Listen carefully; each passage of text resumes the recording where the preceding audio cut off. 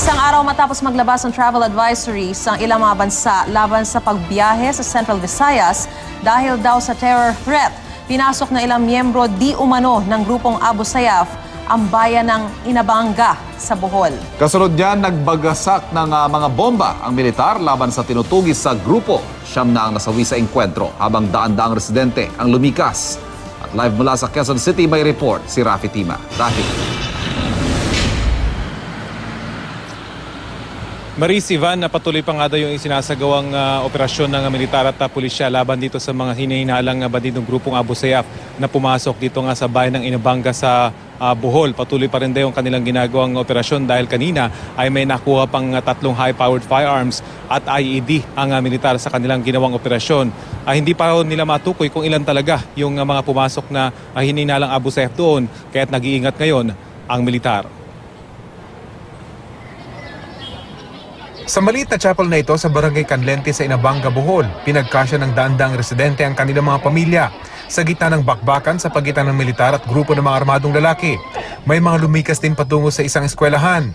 Mga residente ang mismong nag-report sa mga otoridad matapos nilang mamataan ng mga armadong lalaki. Kasunod nito, nagbagsak ng mga bomba ang Philippine Air Force.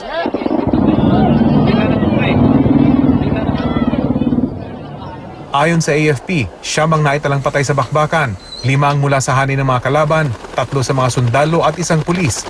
Mga miyembro ng Abu Sayyaf Group daw ang nakaengkwentro ng puwersa ng gobyerno. Na-corner na raw sila ng mga sundalo. Sa ngayon, yung mga pinpointed location nila ay nilagyan natin ng mga tropa. So, we will make a deliberate planning para walang ma-crossfire na civilians at walang madadamage na properties. So what we will do is really a deliberate focus operations against the armed group. Hindi natin ito pwedeng malalayan. Kung hindi natin ito na-monitor at hindi na-enkwentro ng ating government forces, it calls for alarm. Pero ito nga na-enkwentro natin, nasawata natin sila, then we have to relax. Relax lang tayo. Nitong linggo lang, naglabas ng advisory ang US Embassy na nagsasabing nakatanggap sila ng impormasyon na may planong mangidnap ang terrorist group sa Central Visayas, partikular na sa Cebu at Bohol. Naglabas din ng kaparehong advisory para sa kanilang mga mamamayan ng Australia, Canada at ang United Kingdom. Kahapon lang, sinabi ni PNP Chief Bato de la Rosa, may na-monitor nga silang banta sa Central Visayas. Ang basis sa sinasabi ko na treat na na-monitor ng RDPRO 7, ay meron daw plano na mangingidnap ang Abu Sayyaf sa within Region 7, either Cebu or Bohol, but hindi specific kung saan talaga at kailan. Pero ang AFP, sinabi kahapon na wala silang alam na kahit anong terror threat. Gayunman, naka-alerto raw ang kanilang tropa para sa anumang banta, lalo na ngayong Semana Santa. Naka-full alert din ngayon ang lahat ng mga pantalan sa Cebu dahil sa posibilidad na doon daw pumunta ang mga nakatakas na bandido. Partikular na binabantayan ang mga dinadaungan ng mga bangka mula Bohol tulad ng Talisay, Pasil at Punta Engano. Habang patuloy na tinutugi sa mga membro ng Abu Sayyaf na pumunta sa Bohol, isa namang bandido ang sumuko sa Basilan. Mahigit 2 taon din daw siyang naging aktibo sa Abu Sayyaf.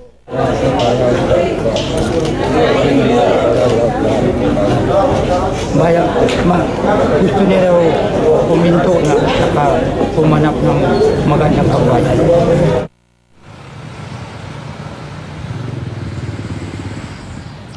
Ivan, sa initial estimate ng militar at ng mga otoridad sa Bohol ay posibleng 10 to 11 daw yung bilang ng mga bandido na pumasok dito nga sa Inabanga, Bohol. At ang sinasabi rin ng militar ay posibleng may 5 pang additional na casualty or mga patay dun sa hanay ng Abu Sayyaf, pero wala pa sila nakukuhang mga katawan sa ngayon. So ang official count pa rin ay 5 ng mga bandidong grupong Abu Sayyaf, pero posibleng ang may 5 pang ibang nasawi na hindi pa nare-recover.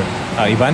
Rafi, tatanong ko siguro yung nasa isip din ng ibang mga kababayan natin. Before today, ang Abu Sayyaf ay confined sa very few areas lamang in Mindanao. Sulu, Basilan, pero ngayon nasa Central Visayas. Rafi, parang mahirap yata tanggapin yung sinasabi ni PNP Chief Bato na relax lang tayo kasi nakarating sila sa Central Visayas ng mga tourist areas pa naman. Yun ang sinasabi rin ng mga nakakausap natin kahit nasa hanay ng militar, Ivan. Bagamat ang sinasabi nila, degraded na nga itong Abu Sayyaf dahil na rin sa tuloy-tuloy na operasyon ng AFP. Doon naman sa base ng mga bandidong ito sa Sulu at maging sa Basilan, capable pa rin naman talaga sila dahil may mga radikal na mga miyembro itong Abu Sayyaf at meron silang mga bangka na pwedeng umabot sa malalayong lugar tulad nga nitong Bohol at noon ay sa Palawan. Pero hindi ito yung mga kasing bilis na mga bangkang ginamit noon sa Dos Palmas kidnapping. Pero other than that ay talagang yung kanilang kagustuhan na makakuha daw ng mga hostages ay naroon pa rin dahil kulang na sila sa pondo kung kahit kailangan nila ng ransom payment. So ito yung isa sa mga pinag-aaralan ngayon ng AFP na posibleng dahilan kung kaya't nagpunta sa Central Visayas itong mga Abu Sayyaf. Posibleng target din daw ito dahil sino nga naman mag-aakala, Ivan, na papasukin nila itong Central Visayas na malakas din daw yung seguridad pero malayo sa base ng Abu Sayyaf na Basilan at Jolo, Ivan. Itong nasa Bohol, Rafi, ito ba'y maliit na grupo, breakaway group na matatawag ba ito? Sino bang leader nila at paano sila nakalusot dyan at nakapunta dyan sa Bohol? Wala pang maibigay na impormasyon sa atin, Ivan, yung militar patungkol dyan kung talagang galing ba sila ng Sulu or galing sila sa iba pang isla na nakapaligid malapit na dito sa Bohol at kung ano talaga yung kanilang rutang dinaanan kung kaya't nakalusot sila dun sa mga bantay na sundalo na nakapaligid sa isla ng Sulu at maging dito sa may Basilan. Alam naman natin na maraming mga security dyan na nakapaligid lalo na sa may Zamboanga Peninsula. Puno yan ng Philippine Navy. At yun ang tinitinan ngayon ng militar, Ivan, kung ano yung kanilang naging ruta para mapag-aralan naman nila kung ano yung nagiging bagong taktika kung meron man nitong Abu Sayyaf para nga makarating sa malalayong lugar para magsagawa ng kidnapping dahil nakaka-alarma ito dahil kailangan pa nilang nakakalabas na sila at may lakas silang ng loob na pumasok dito sa mga ganitong lugar na historically ay hindi naman nila napapasok, Ivan. Tapos Rafi, panghuling tanong siguro, bakit Bohol? At base doon sa magiging sagot mo sa tanong na yan, what place is next? Ano kaya ang pwede pa mapuntirya? Nakausap natin kanina, Ivan, na itong si AFP Chief of Staff Eduardo Año at ang binabanggit niya ay target of opportunity lang naman talaga ang mga lugar na ito. Kahit anong lugar na merong turista ay posibleng targetin nitong bandidong grupong Abu Sayyaf. Meron ding doktrina na sinasabing hiding in plain sight. Hindi mo akalain na pwedeng matarget ito ng bandidong grupong Abu Sayyaf dahil napakalayo sa kanilang lugar.